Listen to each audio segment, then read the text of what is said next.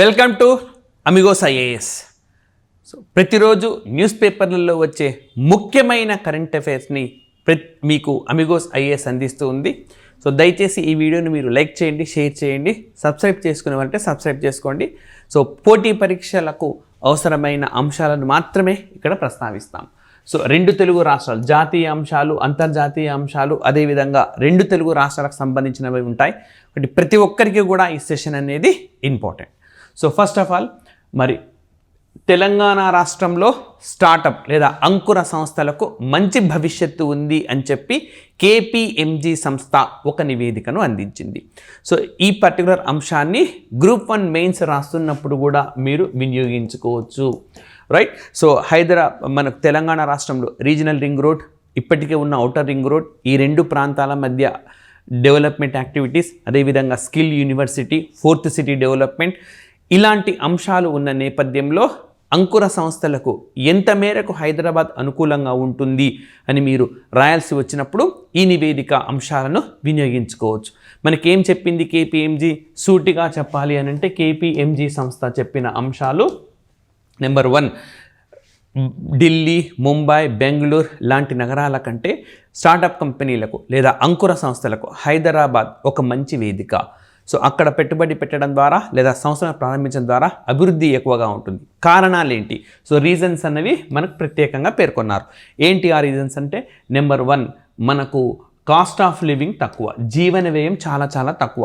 ఇప్పుడు నేను ప్రస్తావించిన నగరాలు ఢిల్లీ, ముంబై, బెంగళూరు ఏవైతే ఉన్నాయో అక్కడితో పోలిస్తే ఇక్కడ కాస్ట్ ఆఫ్ లివింగ్ చాలా తక్కువ.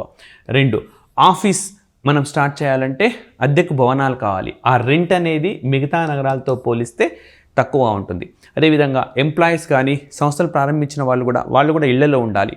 సో వాళ్ళు ఇల్లు తీసుకోవడానికి ఇళ్లకు కూడా రెంట్ చాలా తక్కువ.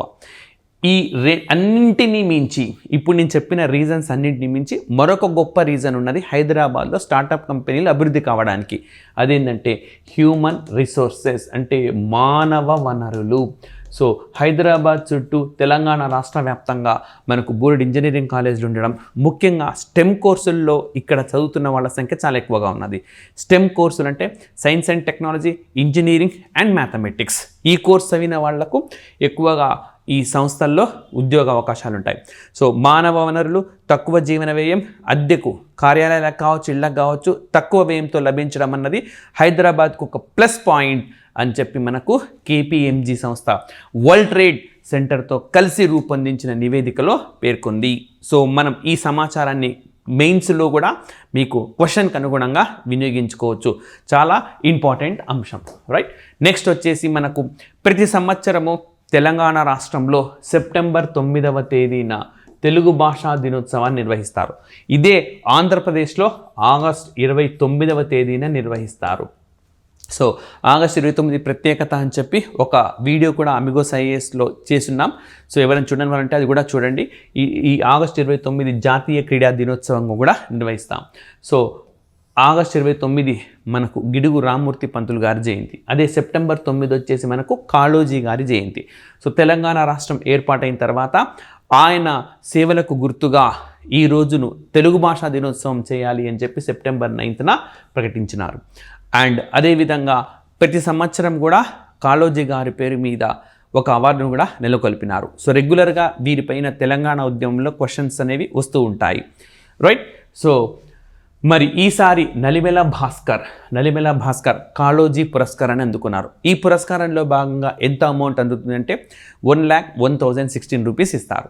సో అమౌంట్ను కూడా కంపల్సరీగా గుర్తుపెట్టుకోండి. ఈ ఏడాది ఎవరికి అవార్డు దక్కిందంటే నలిమెల భాస్కర్కు అవార్డు అనేది దక్కింది, రైట్. నెక్స్ట్ మీకు ఇంతకుముందు మనం డిస్కస్ చేసినాము ఏ విధంగా హైదరాబాద్ అనేది స్టార్టప్ పరంగా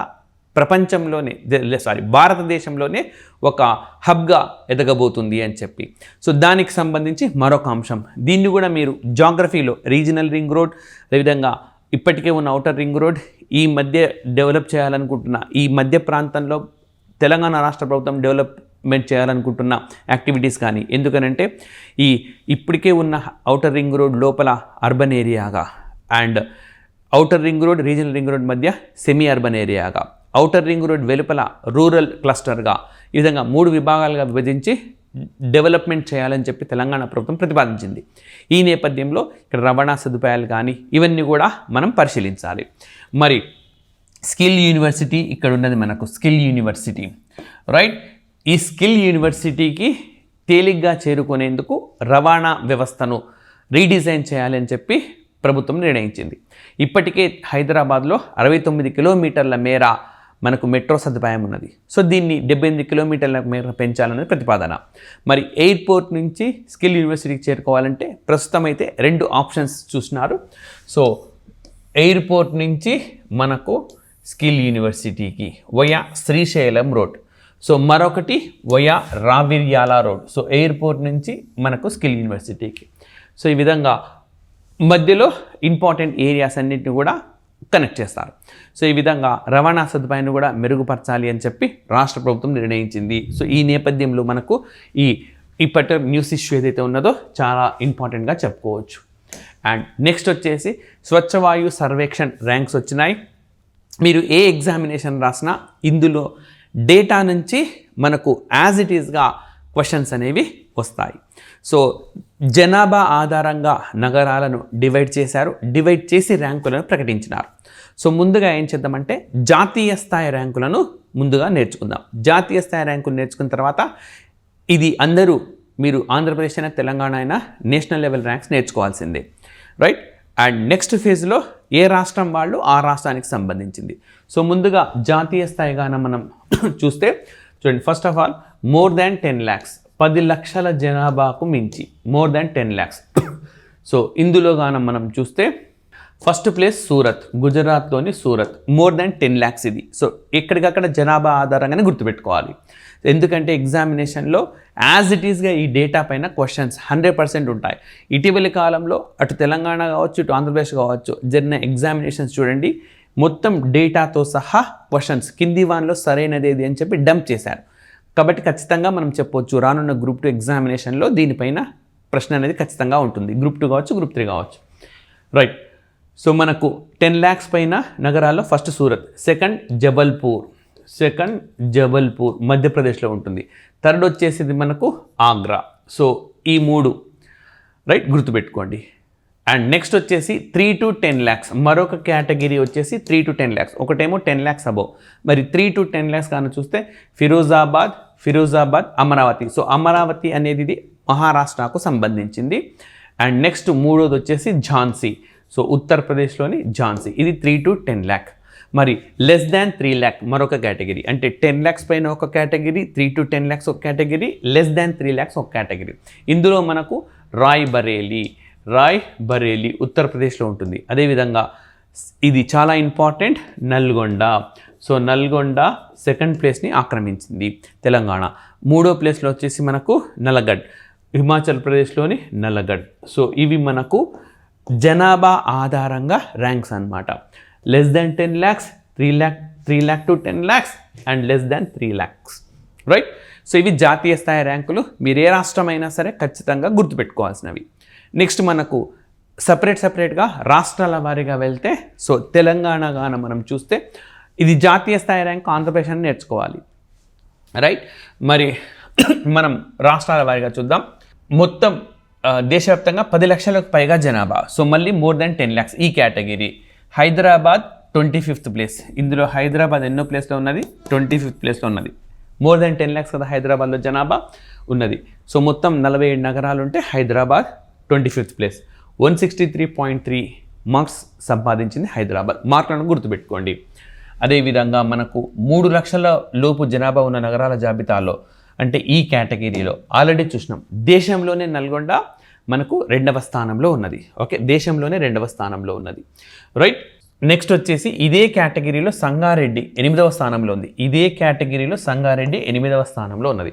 సో నల్గొండ 2వ స్థానంలో, సంగారెడ్డి 8వ స్థానంలో. హైదరాబాద్ ఏమో మోర్ దాన్ 10 lakhs కేటగిరీలో మనకు 25వ స్థానంలో ఉన్నది, రైట్. సో దేశవ్యాప్తంగా 130 నగరాల్లో ఈ సర్వే నిర్వహించారు. మరి సర్వే పీరియడ్ ఏంటనంటే మనకు ఫైనాన్షియల్ ఇయరే తీసుకున్నారు. అంటే లాస్ట్ ఇయర్ ఏప్రిల్ 1st నుంచి March 31st, like that of financial. ఒక ఆర్థిక సంవత్సరం ఏ విధంగా ఉంటుందో ఆ ఆర్థిక సంవత్సరం తీసుకొని గాలి, దుమ్ము, ధూళి, వాయుకణాలు ఏ విధంగా స్ప్రెడ్ అయినాయని చూసి మనకు ర్యాంకింగ్స్ ఇచ్చినారు.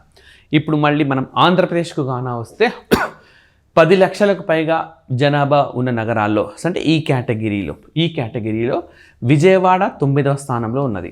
హైదరాబాద్ 25వ స్థానంలో ఉంటే విజయవాడ ఇక్కడ 9వ స్థానంలో ఉన్నది. విశాఖపట్నం 26, హైదరాబాద్ 25 అయితే విశాఖపట్నం 26. మనకు టాప్లో ఉన్నది విజయవాడ 9వ ప్లేస్లో ఉన్నది మనకు, రైట్.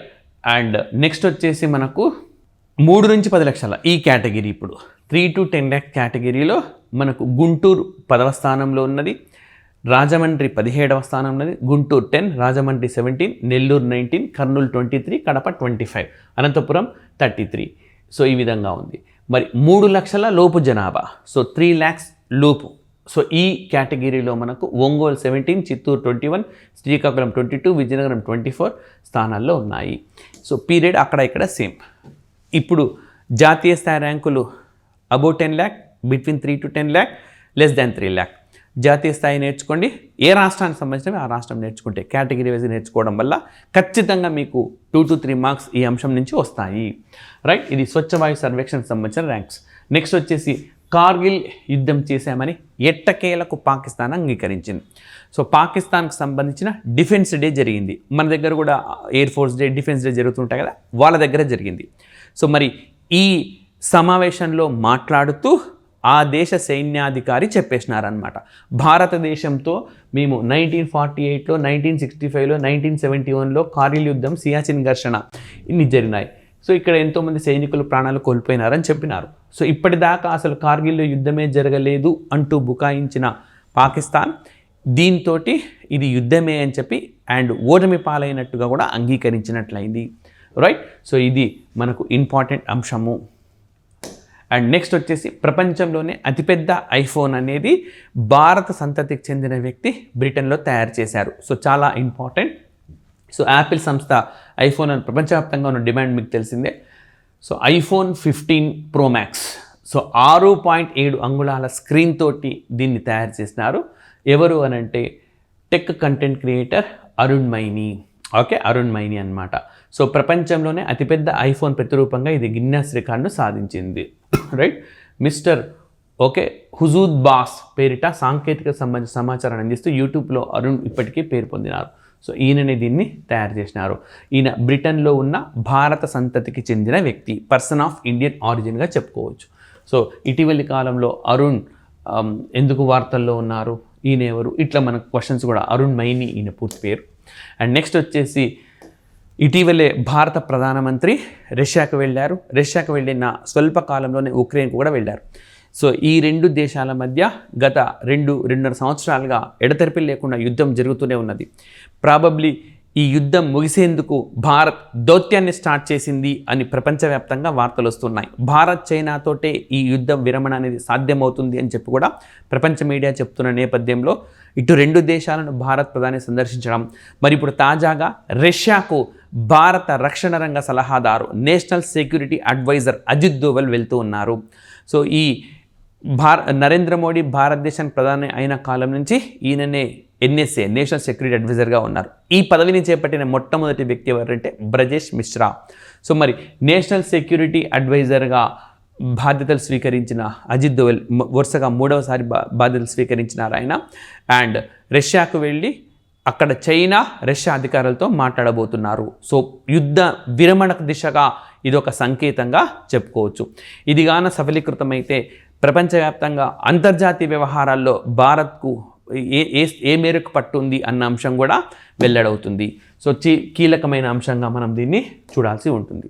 అండ్ నెక్స్ట్ మరి ఆంధ్రప్రదేశ్లో గతంలో ఎన్నడూ లేని విధంగా ఈ వరదలు అనేవి ముంచెత్తినాయి. సో విజయవాడ నగరాన్ని అతలాకుతలం చేసినాయి. ఈ నేపథ్యంలో దీన్ని ఒక జాతీయ విపత్తుగా ప్రకటించాలి. ఎట్ ద సేమ్ టైం 6,880 కోట్లు మాకు సాయం కావాలి అని చెప్పి ఆంధ్రప్రదేశ్ రాష్ట్రం ప్రతిపాదించింది.